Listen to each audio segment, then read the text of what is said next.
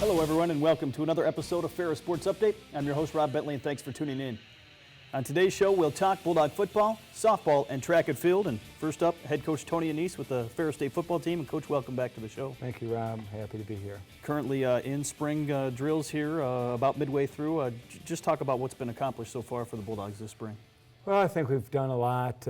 We had a bunch of freshmen that were redshirted last year who were really kind of getting exposed to some of our systems, and that's been good. We've been able to install a little bit of offense, and with the new defensive coordinator, obviously we had to do a lot of installation there. But from an offensive standpoint, we were kind of a base offense, and that was it last year, and so we were adding some touches to what we ultimately wanted to achieve.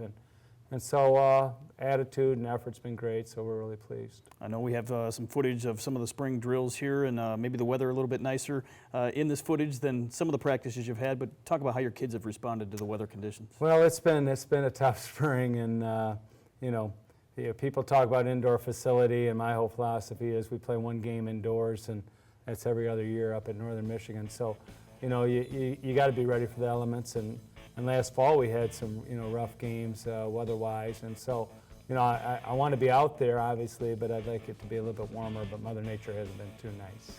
This week, big week coming up for you, the spring game on Saturday, and a chance for the fans to come out and watch the Bulldogs in action. Yeah, we hope a lot of people come out. Last year we had a lot of fun with it. We do it in conjunction with a big event, and so students are running around serving Big Rapids, and hopefully a lot of the community members come out, and a lot of students stick around after the big event. But last year's a close affair, and we basically are dividing our team equally and battling out, and our staffs are divided, and that day I don't even have to coach. I can just be a fan and enjoy it and shake hands with people. But hopefully it'll be a great day. The sun is supposed to shine on Saturday, but it's looking like 44, 45 degrees, which I guess is good this spring. I know a noon kickoff on Saturday, but even after the spring game, you've got a few practices left next week as part of the NCAA limit.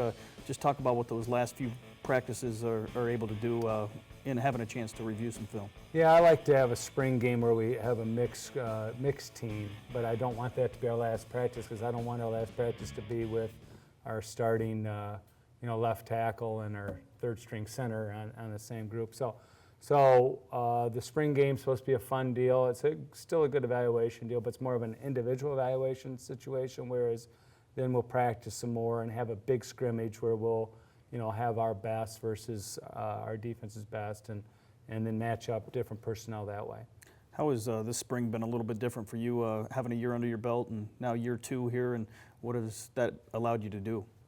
Well, I think just to coach the little things a little bit more. Last year we kind of threw things together late. You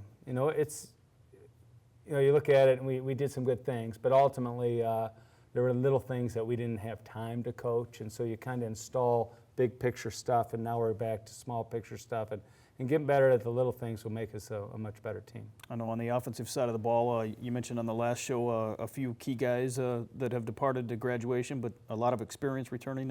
Just talk about that experience coming back and how that helps you as you continue to put in your offensive philosophy. Well, it's huge, because we've got, we basically had 8 offensive linemen start last year, and we've got 10 really rotating on a regular basis. I don't know who's first string and who's second between those guys, and we've got 3 quarterbacks running equal reps in spring, and action is strong there in regards to those guys battling. Taylor Maswitz is back, and then even a running back, we've got 3-4 guys rotating equal reps there, and so it's been really good. And defensively, we've got guys that have really grown, learned their position. There's nothing better than you can do all the drills you can do, but ultimately you got to be in there, performing, and so a lot of guys have done very, very well and shown a lot of promise. So we're excited about it. Lou Esposito, a new defensive coordinator hired just before spring ball started. How have some of the kids responded to him? Most good, but he's a demanding guy, and so some not so good. But we've told our guys, there's no entitlement. So I don't care what you did for me last year, and And he's awesome, and as a head coach, he's been awesome because he's leading that defense, and he's demanding perfection. And so those guys that, I keep on saying, hey, either you buy in and you do the things that this guy wants you to do, or else, you're going to be sitting watching. And so I love it. He's been great. He's been an awesome addition, and he's really taken charge of the defense. I know the spring always a chance for some guys that didn't play a lot last fall to kind of make their case as you get ready for fall camp. Just talk about any surprises that you've had this spring. Well, we've thrown receivers in there particularly. We haven't used Jake Lampman as a receiver. He was, by far our leading receiver last year. But Shakur Sanders has looked good, and we got James Carter, who was a JUCO kid from California who came in at semester. He's done a good job, and Jordan Harper as a receiver. We've got some young guys that are showing promise, O-line wise. That are really growing. Cody Dingleday comes to mind, and on defense, there's a lot of guys that are thrown into the fire. Justin Zimmer's done a nice job. Jordan Roxas and Carlton Johnson, who's a DN that didn't get a chance to play last year. He was a transfer from Grand Rapids Community College, a really good player, but was not eligible this past fall. He had to sit out and do a year of residency. So he's back, and so, we feel really pleased. And then in the secondary, we moved A.J. McEwen to corner, and he's looked really good. And so we're really pleased. I know coming in this fall, a talented recruiting class. How was that recruiting class that you were able to sign? How has that helped fuel the competition this spring?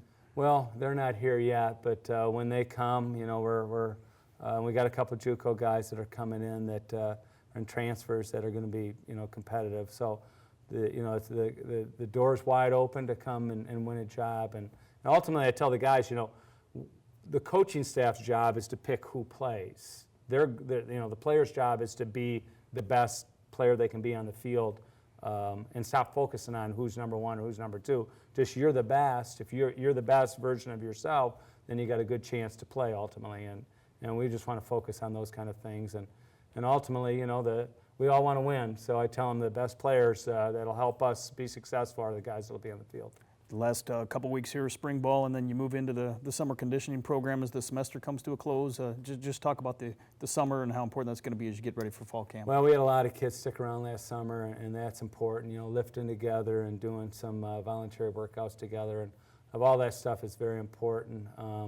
Morale, I think, I'm proud to say our team has had just great morale. They're friends, and they support one another, and all those things will help us be successful ultimately in the end. But it's hard on us because we don't get that contact with them like we'd want in the summer. But last year they had great strength gains in the weight room over the summer, and a few of them work out at the golf course. So when I go out and play, I've got a little gallery because there's 4 or 5 of them that are watching me instead of working. So I shouldn't tell Katke that, but that's what's going on. So. Well, Coach, looking forward to the spring game this Saturday. Should be a great afternoon for Bulldog football. Thanks, Rob. Appreciate it. We'll be back with more Ferris Sports Update right after this.